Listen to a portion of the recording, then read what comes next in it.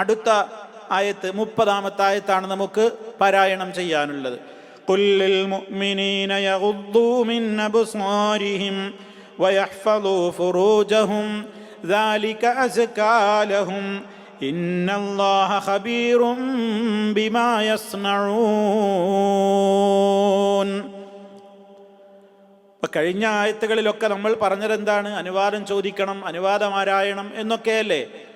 അപ്പം ഇവിടെ അതുമായി കണക്ട് ചെയ്തുകൊണ്ട് തന്നെ നമുക്ക് മനസ്സിലാക്കാവുന്ന ചില കാര്യങ്ങളാണ് ഇവിടെ നമ്മൾ മനസ്സിലാക്കിയിരിക്കേണ്ടത്. അതായത് കണ്ണിൻ്റെ നോട്ടം അത് കാരണത്താലാണ് ഈ അനുവാദമൊക്കെ ആരായേണ്ടി വരുന്നത് എന്നുള്ളതാണല്ലോ.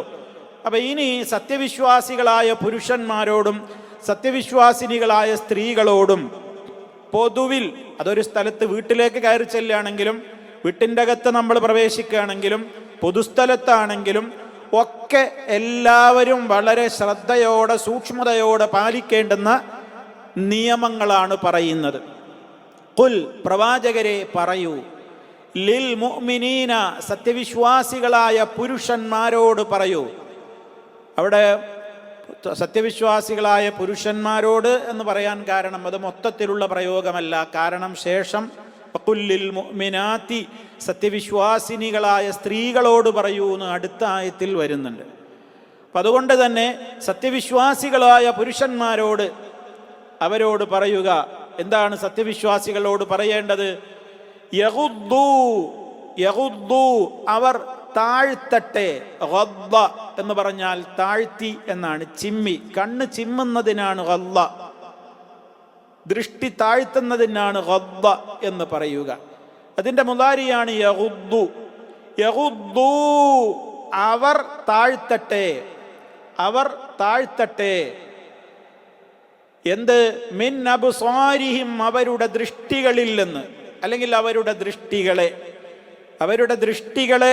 അബ്സാർ, ബസർ കണ്ണ്, ബസറുൻ കണ്ണ്, ഇതിൻ്റെ ജംആണ്, ബഹുവചനമാണ് അബ്സാർ.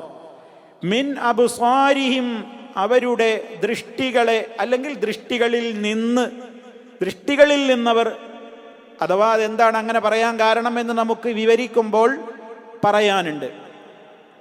മിൻ അബ്സാരിഹിം, അവരുടെ ദൃഷ്ടികളിൽ നിന്നവർ താഴ്ത്തട്ടെ.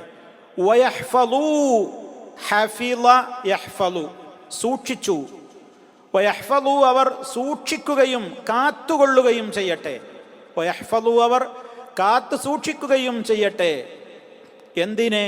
ഫുറൂജഹും, ഫർജുൻ എന്ന് പറഞ്ഞാൽ ഗുഹ്യസ്ഥാനം, അതിൻ്റെ ബഹുവചനമാണ് ഫുറൂജ്. ഫുറൂജഹും, അവരുടെ ഗുഹ്യസ്ഥാനങ്ങളെ അവർ സൂക്ഷിക്കുകയും കാത്തുകൊള്ളുകയും ചെയ്യട്ടെ.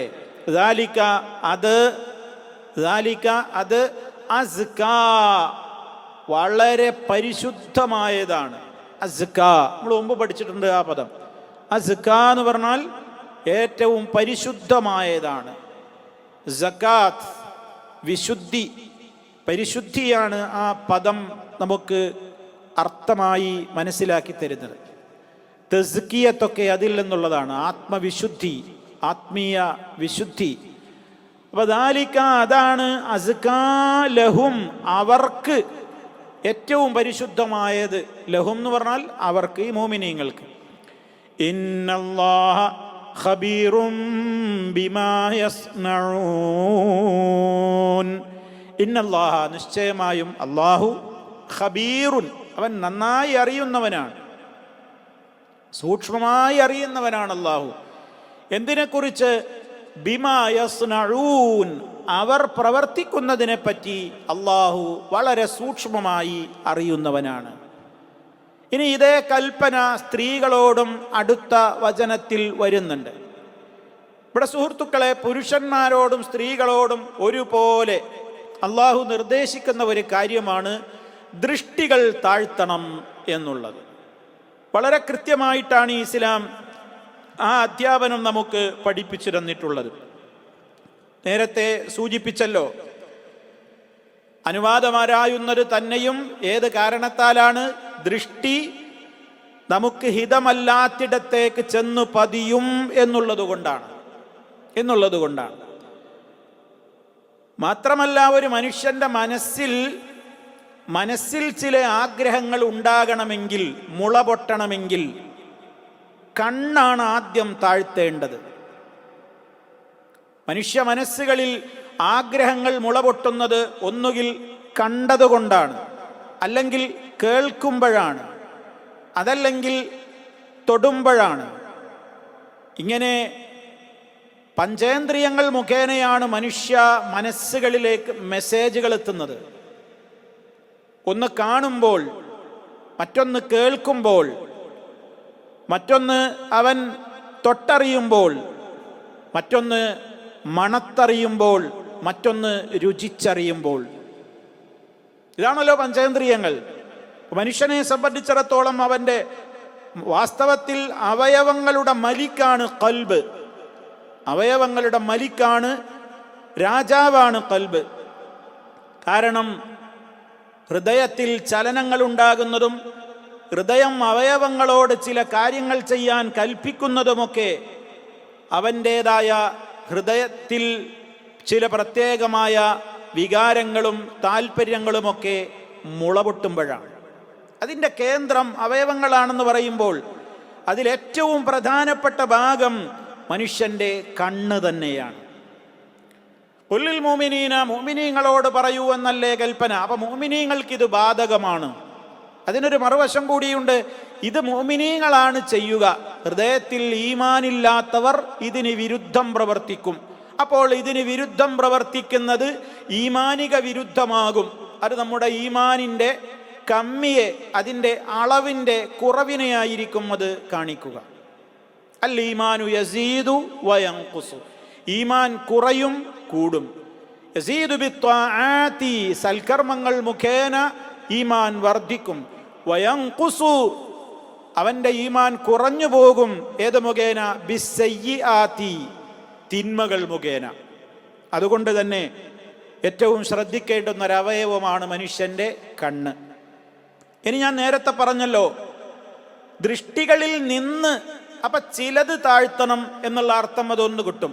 ആ മിൻ എന്ന് പറയുന്ന പ്രയോഗം അറബി ഭാഷയിൽ തബ്ഈളിയായ മിന്ന്, ലിത്തബ്ഈളി, തബ്ഈള് എന്ന് പറഞ്ഞാൽ ബഅള് എന്ന് നമ്മൾ കേട്ടിട്ടില്ലേ? ചിലതിനെ സൂചിപ്പിക്കുവാനുള്ള മിന്നാണത്. അതേ അവസരത്തിൽ വയഹ്ഫളൂ മിൻ ഫുറൂജിഹിം എന്ന് പറഞ്ഞില്ലല്ലോ, അവിടെ മിന്നില്ല. ഖുല്ലിൽ മുഅ്മിനീന യഗുദ്ദൂ അബ്സാറഹും എന്നുമല്ല പറഞ്ഞത്, യഗുദ്ദൂ മിൻ അബ്സാരിഹിം. വയഹ്ഫളൂ മിൻ ഫുറൂജിഹിം എന്ന് പറഞ്ഞില്ല, വയഹ്ഫളൂ ഫുറൂജഹും. എന്താ വ്യത്യാസം? എന്തിനാണ് അങ്ങനെ? ഇവിടെ കണ്ണ് താഴ്ത്തുക എന്ന് പറഞ്ഞിടത്ത് മിൻ പ്രയോഗിച്ചു, ഫർജിനെ നിയന്ത്രിക്കുക എന്ന് പറഞ്ഞിടത്ത് മിന്ന് വന്നില്ല. ഇവിടെ മിന്ന് വന്നത് എന്തുകൊണ്ടാണ്? അവിടെ പല പണ്ഡിതന്മാരും പറഞ്ഞത് വഹാദല്ലദീ അലൈഹി അഹ്ലുൽ ഇൽമി, ഇത് തബ്ഈലിനെ സൂചിപ്പിക്കുന്നു എന്ന് പറയാൻ എന്താണ് കാരണം? വദാലിക അന്ന മിനൽ ബസരി മാ ലാ യജിബു ഗദ്ദുഹു, ദൃഷ്ടികളിൽ ചിലത് നമുക്ക് താഴ്ത്തൽ ഹറാമല്ലാത്തതുണ്ട്, നമുക്ക് താഴ്ത്തേണ്ടതില്ലാത്തതുണ്ട്, താഴ്ത്തൽ നിർബന്ധമല്ലാത്തതുണ്ട്. ദൃഷ്ടികളിൽ പലതും. ആകാശഭൂമികളിലേക്ക് നോക്കണ്ടേ നമുക്ക്? ആകാശഭൂമികൾ നമ്മൾ കാണുന്നില്ലേ? ആകാശത്തിലേക്ക് നോക്കുക, ഭൂമിയിലേക്ക് നോക്കുക, അതുപോലെ തന്നെ ഇവിടെയുള്ള ജന്തുജാലങ്ങളിലേക്ക് നോക്കുക, മനുഷ്യരിലേക്ക് തന്നെയും നമുക്ക് അനുവദിക്കപ്പെട്ടവരിലേക്ക് നമുക്ക് നോക്കാമല്ലോ. എല്ലായിടത്തും കണ്ണിങ്ങനെ താഴ്ത്തണോ? ആവശ്യമില്ലല്ലോ. അതേപോലെ തന്നെ മഹറമായ ആളുകളിലേക്ക് നോക്കുക. ഇങ്ങനെയുള്ള കാര്യങ്ങളിലേക്ക്, അവിടെയൊക്കെ ചിലതിനെയാണ് ഉദ്ദേശിക്കുന്നത്. അപ്പോ അനുവദിക്കപ്പെടാത്ത വലാകിൻ യജിബു അൻ യഗുദ്ദ ബസറഹു, ഒരു മനുഷ്യൻ അവന്റെ ദൃഷ്ടിയെ താഴ്ത്തൽ നിർബന്ധമാകുന്നു. അമ്മാ ലാ യഹില്ലു കന്നളിരി ഇലൽ മർഅത്തിൽ അജ്നബിയ്യ, ഒരു അന്യ പെണ്ണിലേക്ക് നോക്കൽ പോലെ അവർക്ക് അനുവദീയമല്ലാത്ത കാര്യങ്ങളിലേക്ക് നോക്കരുത്. മനുഷ്യ